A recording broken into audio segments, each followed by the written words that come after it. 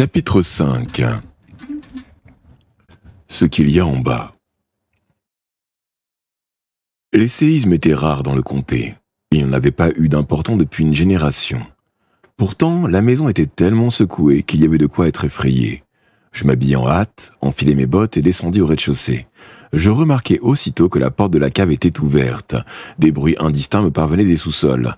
Poussé par la curiosité, je m'aventurai sur les premières marches.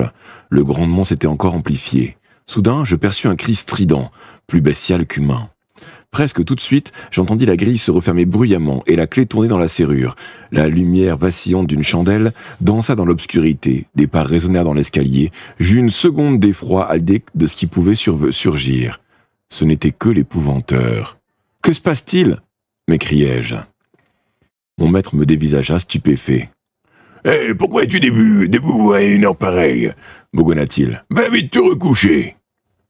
J'ai cru entendre crier. Et qu'est-ce qui cause ce vacarme? Il y a un tremblement de terre? Non, petit, ce n'est rien. Du moins, rien dont tu es à t'inquiéter.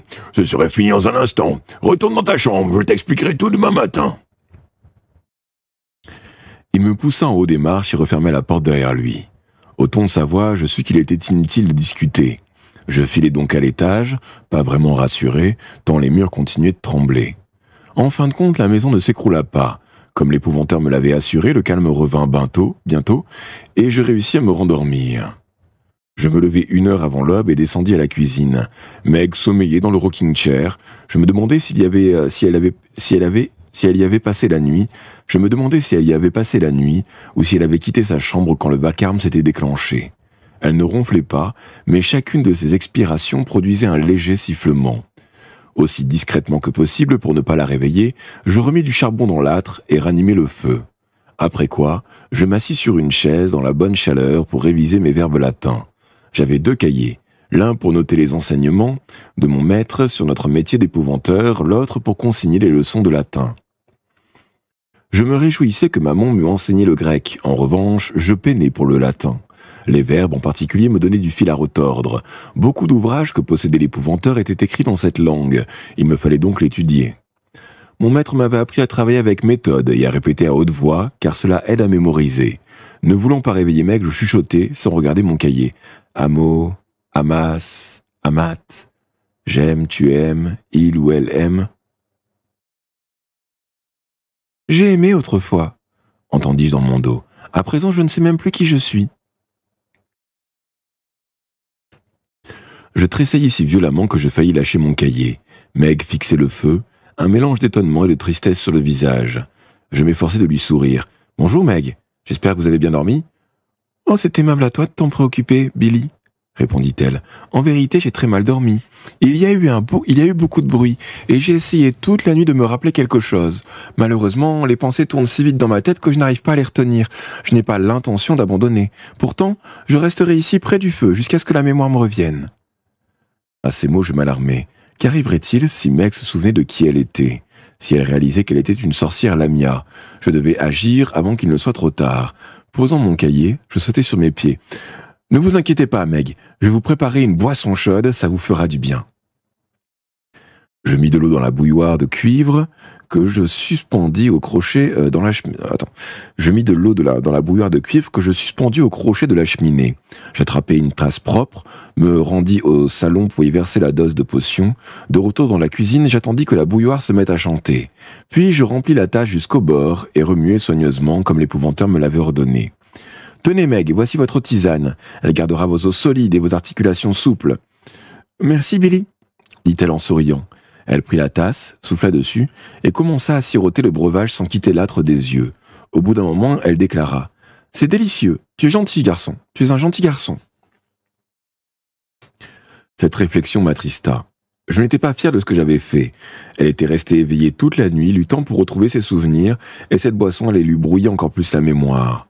Tandis qu'elle buvait à petites gorgées, appuyé contre le dossier du rocking chair, je passai derrière elle pour examiner le détail qui m'avait troublé la veille au soir. Pardon.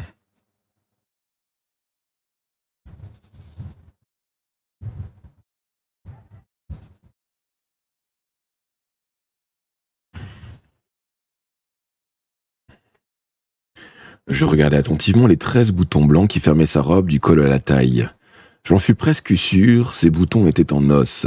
Meg n'était pourtant pas le seul qui pratique la magie des ossements. Elle était une lamia. Elle n'était pas originaire du comté. Alors, ces boutons, venaient-ils de victimes qu'elle avait tuées jadis? Sous le tissu de la robe, je devinais les écailles jaunes et vertes qui couvraient sa colonne vertébrale. Peu de temps après, on frappa à la porte de derrière. J'allais ouvrir car mon maître dormait après cette nuit agitée. Un homme était sur le seuil, coiffé d'une curieuse casquette de cuir à oreillettes, une lanterne dans la main droite. De la gauche, il tenait par la bride un poney chargé de tant de sacs que je me demandais comment la pauvre bête ne s'effondrait pas sous le poids. « Bonjour, jeune homme, » fait-il en souriant. « J'apporte la commande de M. Grégory. Tu dois être le nouvel apprenti. C'était un brave garçon, ce Billy. J'ai été désolé d'apprendre ce qui lui était arrivé. »« Je m'appelle Tom, dis-je. »« Comment vas-tu, Tom? Moi, je suis Shanks. Tu diras à ton maître que j'ai ajouté des provisions en sus et que je doublerai la quantité chaque semaine, avant que les intempéries m'empêchent de monter jusqu'ici. On va avoir un rude hiver, à ce qu'il paraît. Quand il se met à neiger, il peut se passer un bon moment avant que je puisse revenir. » J'approuvais de la tête et j'examinais son chargement. Il faisait encore sombre, le jour se levait à peine, des nuages gris couraient dans d'étroites bandes du ciel, poussés par le vent d'ouest. Meg apparut dans l'entrée. Elle ne fit que passer. Mais Shanks la vit. Je crus que ses yeux allaient lui sortir de la tête. Il recula vivement, heurtant son poney. Toutefois, dès que Meg fut retourné à la cuisine, il se calma. Je l'aidai à décharger les sacs, l'épouvanteur survint et paya son fournisseur. Lorsque Shanks repartit, mon maître fit quelques pas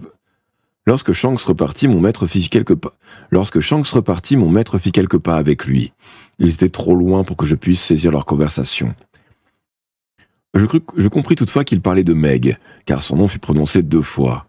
J'entendis distinctement Shanks se récrier « Vous aviez dit que le problème était réglé !» À quoi l'épouvanteur répliqua « Ne vous inquiétez pas, elle n'est pas dangereuse et je connais mon travail.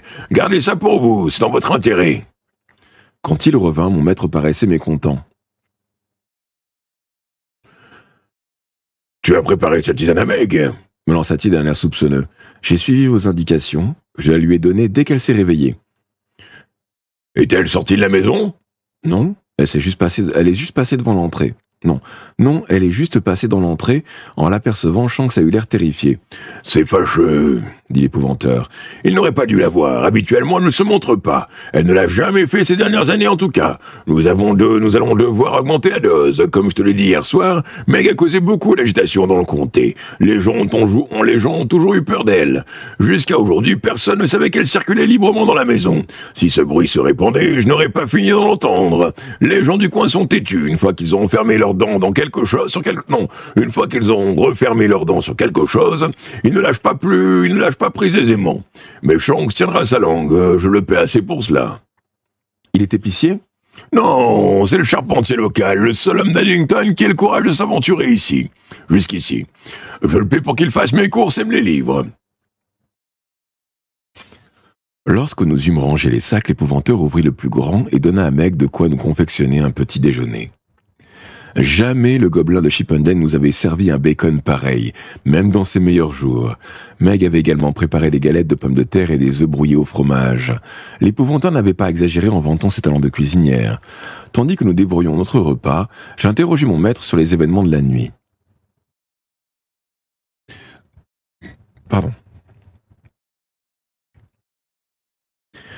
« Il n'y a rien là dont il faille s'inquiéter, me dit-il en enfournant son énorme bouchée de galettes. Cette maison est bâtie sur un lait, il faut donc s'attendre à des troubles occasionnels. » L'épouvanteur m'avait déjà parlé des Lays. À Chippenden, il s'agit de très anciens sentiers, des lignes de pouvoir souterraines, des routes invisibles que toutes sortes de gobelins parcourent à une vitesse folle lorsqu'ils changent de résidence. Parfois, continua-t-il, un tremblement de terre est des milliers de miles de là cause des perturbations sur un réseau de lait.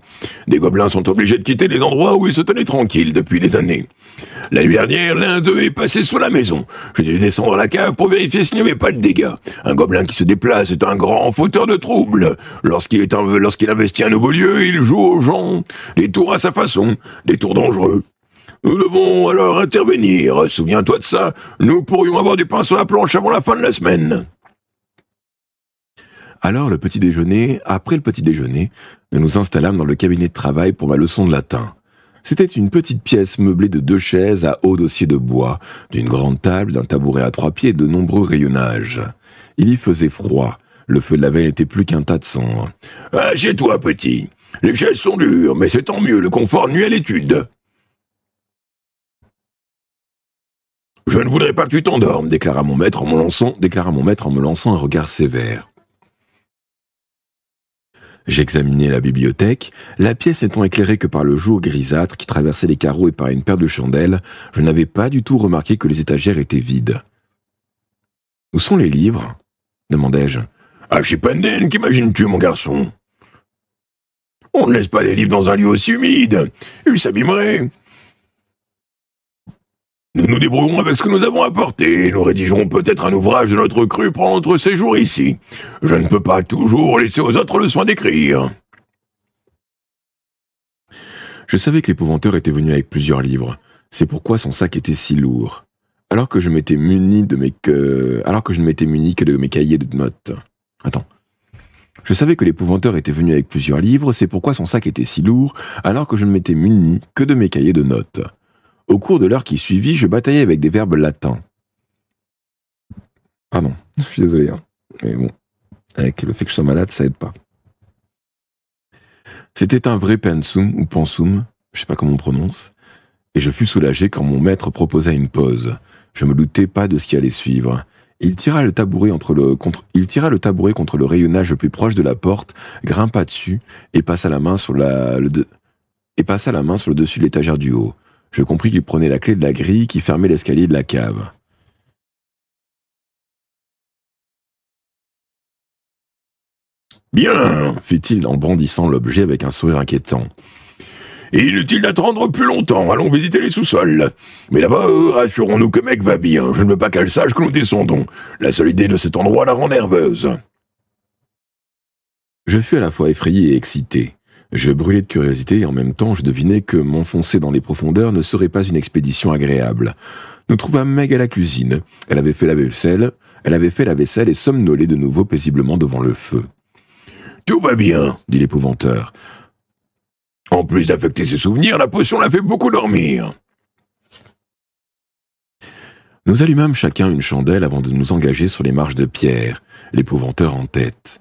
Cette fois, je portais un peu plus attention à ce qui m'entourait, essayant de mémoriser la disposition des lieux. J'étais allé au fond de bien des caves, je pressentais toutefois que celle-ci serait la plus inhabituelle et la plus effrayante que j'eusse jamais explorée. Alors que mon maître eut déverrouillé la grille de fer, il se retourna et me tapota l'épaule.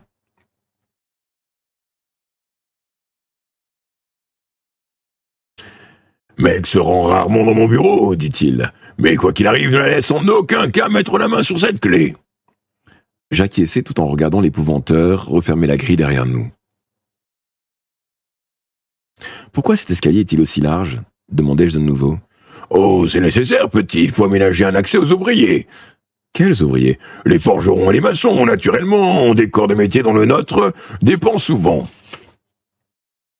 Nous poursuivîmes notre descente, l'épouvanteur ouvrant toujours la marche, nos chandelles projetaient sur le mur nos ombres dansantes. Malgré le claquement de nos bottes sur la pierre, je perçus de faibles bruits montant des profondeurs. Pas de doute, il y avait quelqu'un en bas. La cave comportait 4 niveaux de sous-sol. Les 2 premiers n'avaient qu'une seule porte. La cave comportait 4 niveaux de sous-sol. Félicitations, c'est une petite quiche. Comment comptes-tu l'appeler ? Eh ben oui. Ça fait un bébé supplémentaire, mon cher camarade. Il est temps de noter quel est le nom de ce nouveau bébé. Alors attends, tac, on scrolle. Ah, attends, qu'est-ce qui se passe ?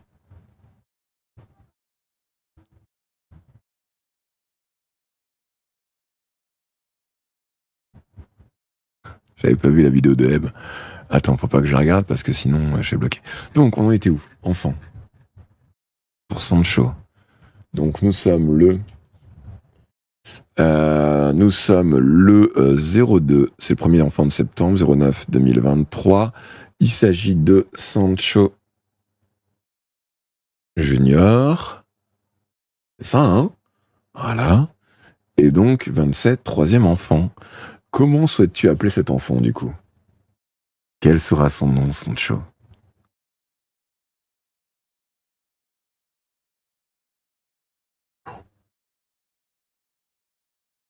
Tu les vois là, les poils de chat?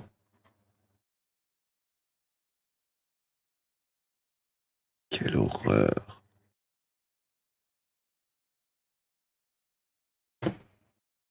Dégueulasse.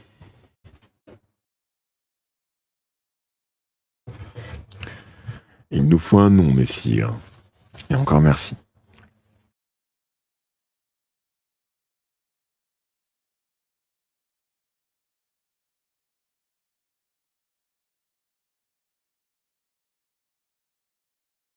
Bah, le truc, attends, je sais pas si je... Attends, est-ce que si...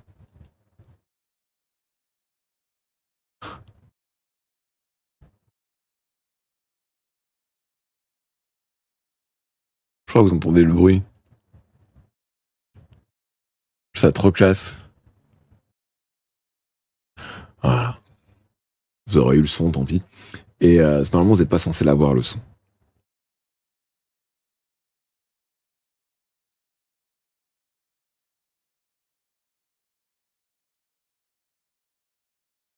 Peut-être que vous l'aurez pas sur la rediffusion, par contre.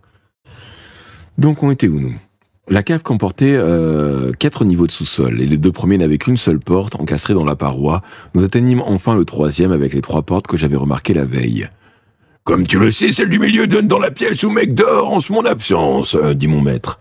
À présent, elle avait une chambre à l'étage, contiguë à celle de l'épouvanteur, de sorte qu'il put la surveiller. Quoique, apparemment, elle préféra dormir dans le rocking chair près du feu.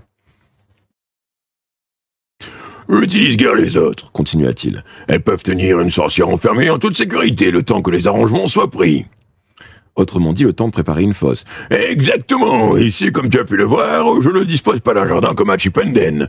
Je dois me débrouiller avec les caves. »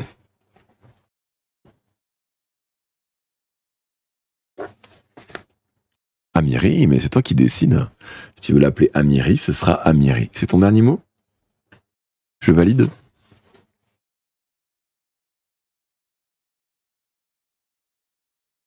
Le 4e niveau était la cave elle-même. Avant même que nous ayons franchi le dernier tournant pour le découvrir dans sa totalité, il m'en parvint des bruits si affreux que la chandelle se mit à trembler dans ma main.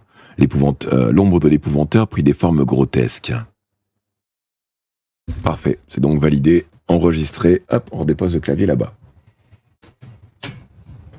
Et coucou Phila. Ça va, ça se passe toujours bien le boulot? Bah. Non, c'est bon.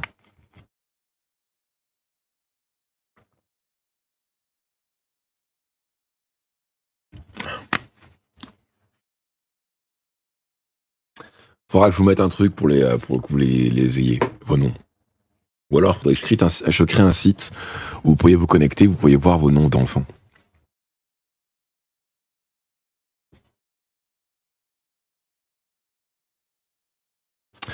En tant que 7e fils d'un 7e fils, j'avais cette capacité d'entendre des choses inaudibles que la plupart des gens. Inaudibles pour la plupart des gens. Je n'arrivais pas à m'habituer. Certains jours, j'étais plus brave que d'autres. C'est tout ce que je peux dire. L'épouvanteur, lui, gardait son calme. Il avait fait ce métier toute sa vie. Enfin, presque. La cave était bien plus vaste que je ne m'y attendais. Elle devait dépasser en surface le rez-de-chaussée de la maison. L'un des murs dégouttait d'eau. Le plafond, bas à cet endroit, suintait d'humidité. Je me demandais si nous n'étions pas sous le lit de la rivière. La partie sèche de la voûte était couverte de toiles d'araignée si épaisses et si emmêlées qu'elle devait être l'œuvre d'une armée d'arachnides. Si elles n'étaient qu'une ou deux à avoir tissé ça, je ne souhaitais pas les rencontrer. J'observais longuement le plafond, retardant le moment où je devrais diriger mon regard vers le sol. Cependant, au bout de quelques secondes, je sentis sur moi les yeux de l'épouvanteur et fus obligé de baisser la tête. Dans les jardins de Chipenden, il y avait quelques tombes et quelques fosses dispersées parmi les arbres, où le soleil tachetait le sol en traversant les branches. Là, j'en découvris une quantité telle que je me sentis pris au piège entre ces 4 murs, sous cette voûte matelassée de fils poisseux. Je comptai 9 tombes de sorcières, chacune fermée avec une énorme dalle, et devant elle 6 fosses bordées de pierres. Au-dessus de chaque fosse, boulonnées à ces pierres, très épaisses barres de fer, empêchaient les sorcières mortes de se tailler un chemin à coups d'ongles vers la surface. Au fond, il y avait 3 autres dalles encore plus lourdes et plus larges que les 9 premières. Sur chacune d'elles, le même signe avait été gravé par le maçon. Bêta, 1, Grégory. La lettre grecque bêta, barrée figurant sur une dalle, indique qu'un gobelin est hermétiquement bouclé dessous. Quant au chiffre romain 1, à droite, il signale qu'une créature de première catégorie extrêmement dangereuse capable de tuer un homme le temps d'un clignement d'œil. L'épouvanteur faisant toujours parfaitement son travail, il n'y avait rien à craindre du gobelin enfermé là. Pardon. Nous avons également dans cette cave 2 sorcières vivantes, dit mon maître. La première est ici. Il désignait une fosse carrée, fermée par 13 barres de fer.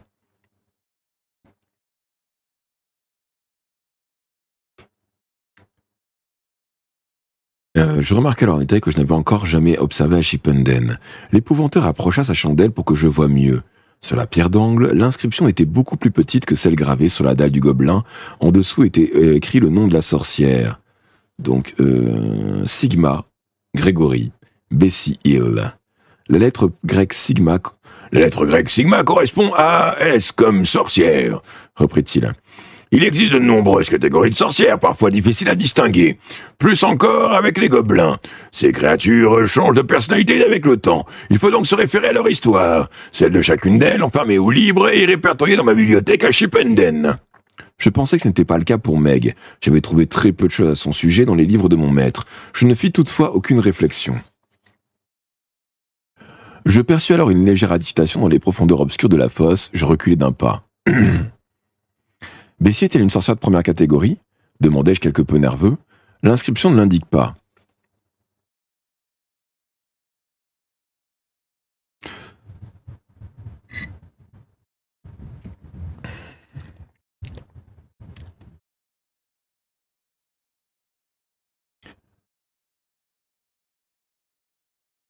D'accord.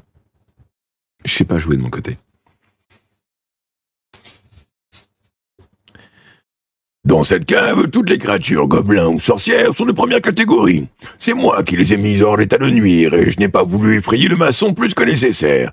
Tu n'as rien à craindre d'elle, la vieille Bessie là depuis fort longtemps. Notre présence l'a perturbée, elle s'est juste retournée dans son sommeil. Maintenant, viens voir ceci. Il me mena à une autre fosse, exactement semblable à la première. Or, le froid soudain me le révélait. Il y avait dans ce trou un être autrement plus dangereux qu'une sorcière endormie.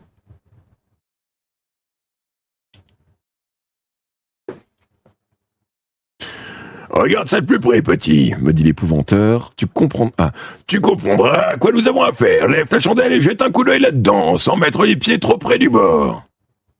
Je n'avais aucune envie d'obtempérer. Bye, bonne nuit, Eb. Faites de rêves. Des bisous et merci encore pour les parties. Je n'avais aucune envie d'obtempérer, mais au ton de mon maître, je sus que je n'avais pas le choix. C'était un ordre. Je me penchai, gardant mes pieds aussi loin que possible des barres de fer, et ma chandelle éclaira le trou de sa lueur jaune. À cet instant, quelque chose remua au fond et se réfugia dans un coin sombre. C'était gros, et cela paraissait assez vif pour escalader les parois en moins de temps qu'il n'en faut pour le dire. « Baisse ta chandelle !» m'ordonna l'épouvanteur, « et observe mieux !»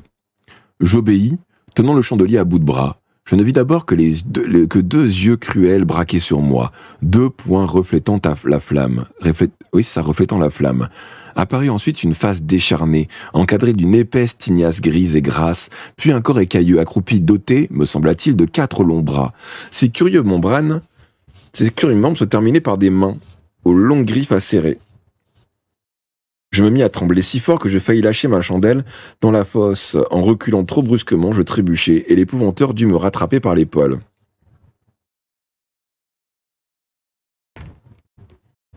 Ah. Ce n'est pas un joli spectacle, hein ? Grommela-t-il avec un hochement de tête. Cette créature est une sorcière Lamia. Il y a 20 ans, à l'époque où je l'ai enfermée, elle ressemblait à une femme. Peu à peu, elle est redevenue sauvage. C'est ce qui arrive que lorsqu'on prive une Lamia de relations humaines. Elle reprend lentement son apparence originelle. Même après tant d'années, elle n'a rien perdu de sa force. Pour elle, une fosse ordinaire ne suffit pas. Des barres de fer garnissent les parois et le fond de la sienne. Enterrée dans le sol, elle est en cage. Ajoute à cela une bonne couche de sel et de limaille.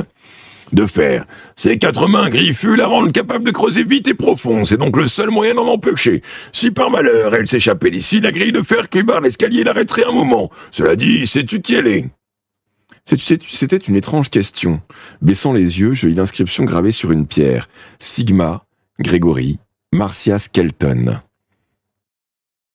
Ce nom fit tilt dans ma tête. En voyant l'expression de mon visage, l'épouvanteur eut un sourire lugubre. « Eh oui, petit, c'est la sœur de Meg. » Meg, c'est elle qui est ici? Oh, elle l'a su, elle l'a oublié à présent, et mieux vaut qu'il en soit ainsi. Viens, j'ai encore quelque chose à te montrer. Il me conduisit jusqu'à l'autre extrémité de la cave. Le plafond à cet endroit était presque dépourvu de toiles d'araignée. Il y avait là un puits ouvert, prêt à servir dont le couvercle gisait sur le sol, attendant d'être mis en place. Je vis alors pour la première fois comment était faite la fermeture d'une fosse de sorcière. Les pierres jointoyées du pourtour formaient un carré, et de longues chevilles les traversaient de part et en part pour les maintenir en place. Les 13 barres de fer étaient fortement vissées dans les écrous, avec des écrous. Aucune lettre grecque n'était gravée, on lisait seulement un nom dans un coin, Meg Skelton. Entre la tisane et ceci, quelle option te paraît préférable, petit? M'interrogea l'épouvanteur. Car ce ne peut être que l'une ou l'autre. La tisane, répondis-je dans un souffle. Exact. Maintenant, tu as une bonne raison de la lui donner de chaque matin. Sinon, la mémoire lui reviendrait et je ne souhaite pas devoir la descendre d'ici. Une question me turlupinait que je n'osais poser, devinant qu'elle déplairait à mon maître. J'aurais voulu savoir pourquoi ce qui était bon pour une sorcière ne l'était pas pour toutes. Cependant, je n'avais guère le droit d'ergoter. Je ne pouvais oublier à quel point Alice s'était montrée proche de l'obscur, si proche que l'épouvanteur avait envisagé de l'enfermer dans une fosse. Il n'y avait renoncé que parce que je lui avais rappelé comment il avait traité Meg. Cette nuit-là, je n'arrivais pas à trouver le sommeil. Des images sinistres tournaient dans ma tête.